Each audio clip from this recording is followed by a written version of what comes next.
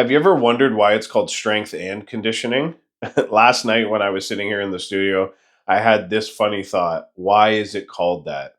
Now, as an engineer, I can't help but dig down into the why, draw pretty pictures, and try to understand the systems about what's going on here, right? So that's exactly what I did. And I wanted to take you through this exercise, my thoughts on it. And then at the end, I'll give you the answer as to why I think we came up with the term strength and conditioning.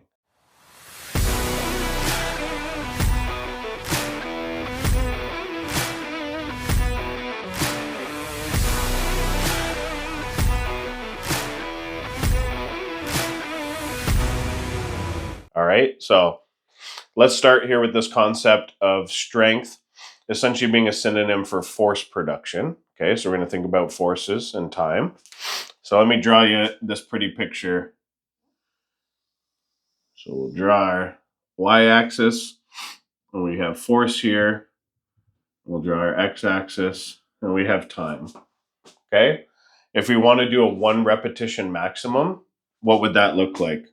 Well, we're going to start at 0 force. We're going to produce some force, and then we're going to stop producing force and, come back down to our resting position.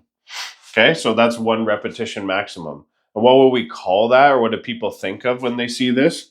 They think of this word, strength. All right, so let's go the other end of the spectrum. So we still have time down here. Obviously, we have force. And we want to do 20 repetitions, or however many that line holds. You guys can do the math there, right? So 10, 20, 30, however many repetitions, a high number. Well, what do we call that?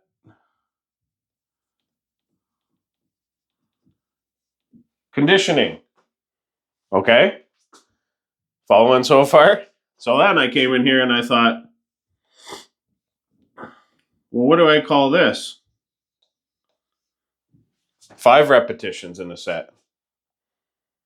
Is that strength or is that conditioning? Well, let's start with conditioning. Is it conditioning? Well, if you're really fat and out of shape, then actually that's conditioning. A single repetition, or maybe you're injured, right?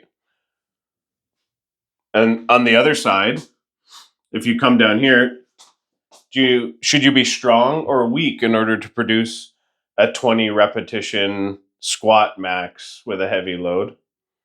Strong, right? So this down here can be strength. So what does that mean? That means that this is actually just a continuum, right? And people are just looking at this continuum from different places. So if I'm looking at it from strength, I'm thinking about F or force, right? And if I'm thinking about a conditioning, I might be looking at this from heart rate. So if I looked at heart rate while you're doing a 1 repetition maximum, it'd probably follow this kind of a trajectory. As you start to produce force, it's going to go up. And as you come back and rest, it's going to go down. Same thing here with the 20 repetitions, right? Now the patterns will look a little different, but you get the kind of gist of it, right? So someone up here is just looking at a different variable that has the same pattern as someone down here looking at a different variable, right? So force or heart rate. So that got me thinking that these terms essentially are synonyms. So we could just cover up conditioning and we could call this the strength spectrum. And if you're an athlete, especially a strongman, you're going to have to master all of this, right? And as a coach, you're going to need to experience all these so you can best inform your athletes on how to, maximize their performance. On the other end, we could call this the conditioning spectrum.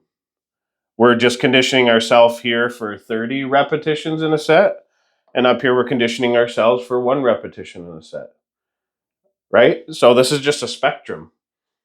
So logically, this is where I got to that, well, these are just synonyms. So why do we have to call it strength and conditioning?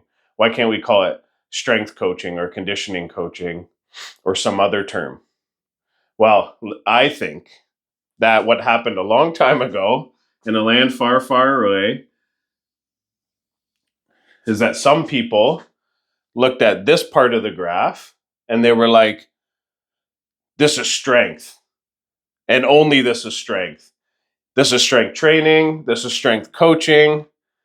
And when you think of strength, you see this face, right? So that's what they thought of. And then on the other end, some other people, some other group specialized down here, maybe some bodybuilders. But they were like, this is conditioning, right? We're the conditioning gurus. We only work in these rep ranges. And this is what you have to do to perform really well, right? Conditioning. And that's what I specialize in. So someone like me probably came along and said, hey guys, it's actually a continuum.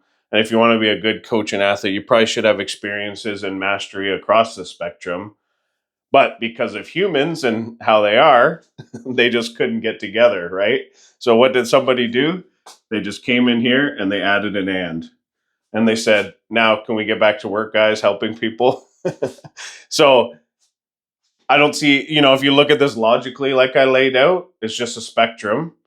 So we could just use a single term, like I said, strength spectrum, right? But because of humans and how they are, this is my best guess at how this came to be.